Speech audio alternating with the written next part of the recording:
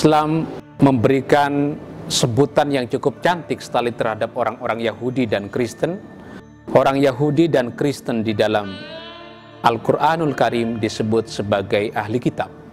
Itu berarti bahwa kepercayaan orang-orang Yahudi dan orang-orang Kristen terhadap kitab mereka diakui oleh Islam. Bahkan tidak keliru kalau di dalam Islam misalnya, umat Islam diwajibkan untuk mempercayai 4 kitab yang turun kepada nabi-nabi sebelumnya. Percaya kepada kitab Taurat, percaya kepada kitab Zabur, percaya kepada kitab Injil. Dengan sendirinya juga percaya kepada Al-Quranul Karim.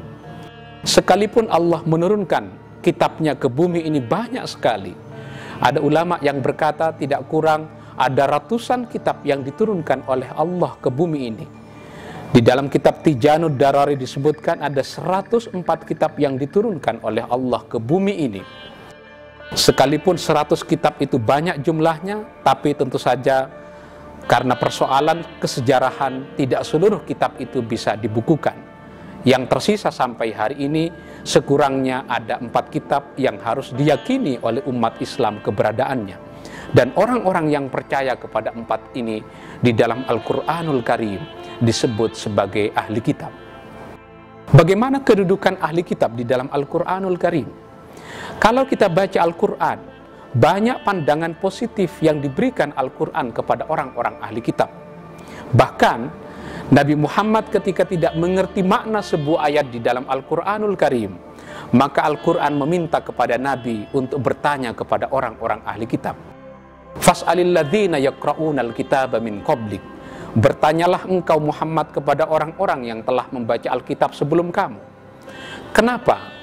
Karena kedudukan Al-Quran terhadap kitab-kitab sebelumnya lebih banyak memberikan justifikasi terhadap apa-apa yang telah dibawa oleh Nabi Musa, oleh Nabi Isa, oleh Nabi Ibrahim, dan begitu seterusnya. Bahkan ada pengakuan terhadap ibadah yang diberikan, ibadah yang dilakukan oleh orang-orang ahli kitab. Di dalam Al-Quran disebutkan misalnya, laisu sawa'an, tidak boleh umat Islam melakukan generalisasi bahwa seluruh orang-orang ahli kitab memiliki perilaku yang buruk. Tapi sebaliknya di dalam Quran dinyatakan tidak seluruh orang ahli kitab itu buruk, sebagaimana tidak seluruh orang Islam itu baik. Min ahlil kitabi ummatun qa'imatun yatluna ayatillahi ana al-laili wa hum yasjudun. Di antara orang-orang ahli kitab ada sekelompok orang yang tekun beribadah, yang tekun bersujud, yang tekun membaca kitab suci, membaca Alkitab. Keberadaan orang-orang yang seperti ini sangat diakui oleh Islam.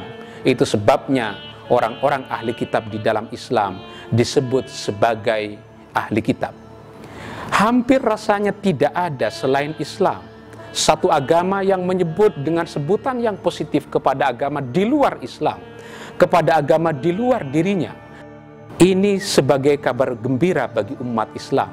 Bagaimana memperlakukan orang-orang di luar Islam, orang-orang Yahudi, orang-orang Kristen, orang-orang Hindu, dan orang-orang Buddha dengan sebutan-sebutan yang positif.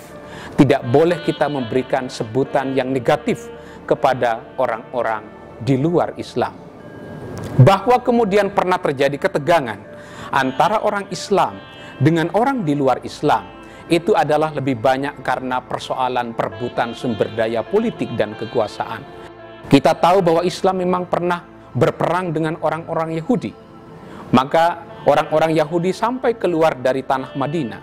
Tapi jangan lupa bahwa peperangan yang melibatkan orang Islam dengan orang Yahudi di Madinah bukan karena persoalan teologi, tapi karena perebutan sumber daya ekonomi dan politik. Kenapa sumber daya ekonomi dan politik?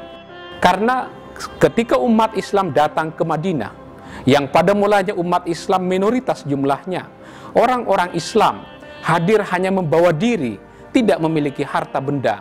Makin lama kemudian banyak pohon-pohon kurma dan anggur, kebun-kebun kurma dan anggur yang kepemilikannya dimiliki oleh orang-orang Yahudi kemudian jatuh kepada orang-orang Islam. Maka terjadilah kecemburuan.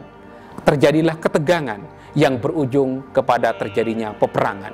Dengan demikian orang Islam harus ingat bahwa peperangan yang melibatkan orang Yahudi dan orang Islam sama sekali bukan karena persoalan teologi, tapi lebih karena persoalan perebutan sumber daya ekonomi dan politik.